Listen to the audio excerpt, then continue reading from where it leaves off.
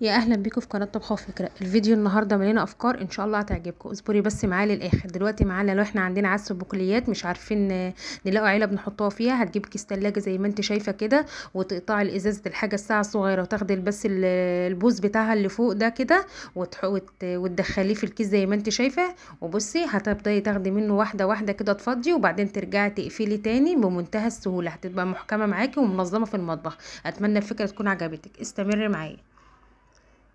هنا بقى الباب بتاعنا لما بيخبط كده بيقشر الحيطه. عندك توكه زي دي بجنيه، يعني مش اكتر من كده، بتلفيها تبتدي تلفيها كده على الاكره، بص على ايد الاكره كده، وبكده تبقى عملت صداده من ما فيش، حتميه الحيطه من التقشير.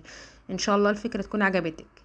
هنا بقى لو واقفه في المطبخ وعايزه تنشفي ايدك حاجه سريعه كده، بدل ما ننشفها في هدومنا زي ما بنعمله كلنا، هتجيبي فوطه كده وتحطها في طرف الحوض، في طرف الدرج، وتبداي تمسحي فيها ايديكي.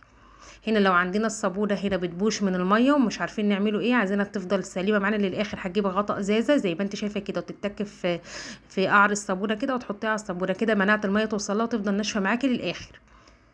هنا بقى هنعمل لك فكره ان شاء الله تعجبك. لاول مره تشوفيني، انا اسمي فاطمه، اتمنى تدعميني باللايك والشير وتشجعيني. دلوقتي هتجيبي اي جيركن شاور عندك، تمام، هتقسميه نصين، هتاخدي بس النص اللي تحت، هتبداي تفتحي فتحتين هنا، وهقول لك ليه. فكره ان شاء الله هتريحك من حاجه بتقرفنا كلنا.